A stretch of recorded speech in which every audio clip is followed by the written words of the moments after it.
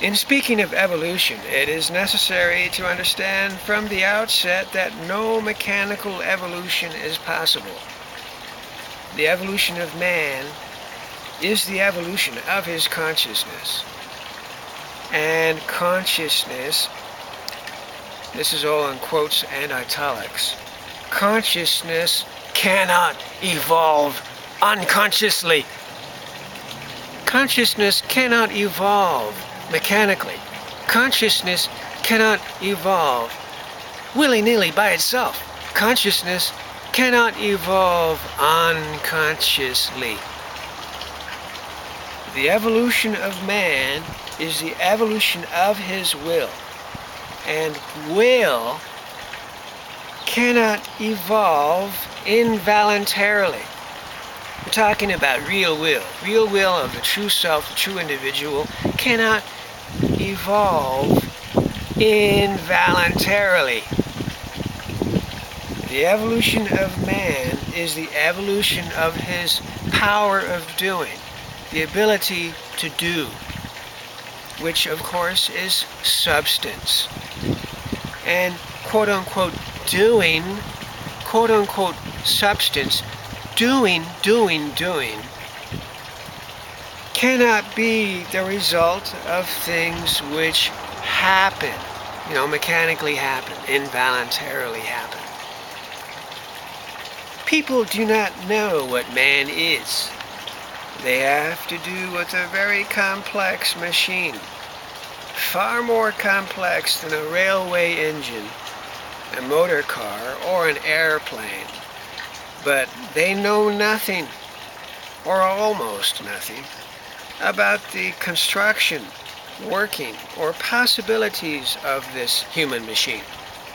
They do not even understand its simplest functions, because they do not know the purpose of these functions. They vaguely imagine that a man should learn to control his machine, just as he has to learn to control a railway engine, a motor car, or an airplane, and that incompetent handling of the human machine is just as dangerous as incompetent handling of any other complex machine. I can testify to the truth of this, having incompetently handled my own machine unto death, and brushes with death, and near death, and so on. I have experienced this, and so I have become my own teacher, I suppose it can be said. I have become my own guide. My own experience has become my own guide, having survived after 26 years. Terrible death. Everybody understands this in relation to an airplane, a motor car, automobile, or a railway engine. But it's very rarely that anyone takes this into account in relation to man in general, or to himself in particular. We take ourselves for granted. We have wrong ideas what evolution is. So it is considered right and legitimate to think that nature has given men the necessary knowledge of their machine. Not so. And yet men understand that an instinctive knowledge of the machine is by no means enough.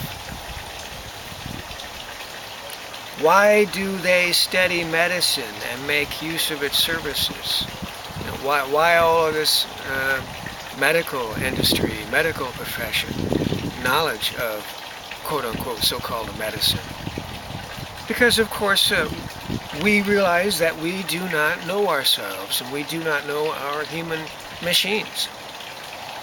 Okay, but man does not suspect that the human machine can be known much better than science knows. It can be known much better than science, than any medical doctor knows.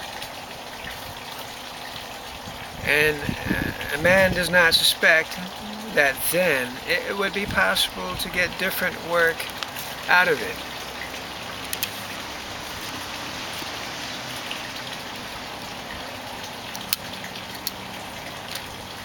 It's unfortunate that so many doctors, so-called medical doctors in that profession,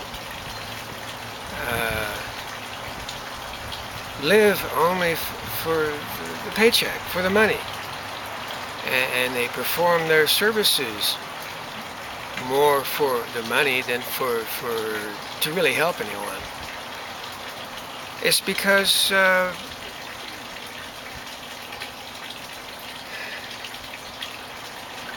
like all the rest of us, like me, we suffer, all of us suffer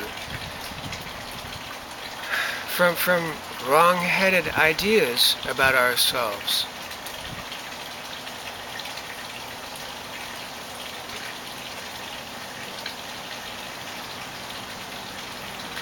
We seem to go about our lives as if there is nothing greater than ourselves, that there is no God that is greater than ourselves. And in fact, there have been personages, great personages, such as the messenger from above, Jesus Christ, to show us, to help us to remember these things, that there is a life greater than what we think it is here on the earth.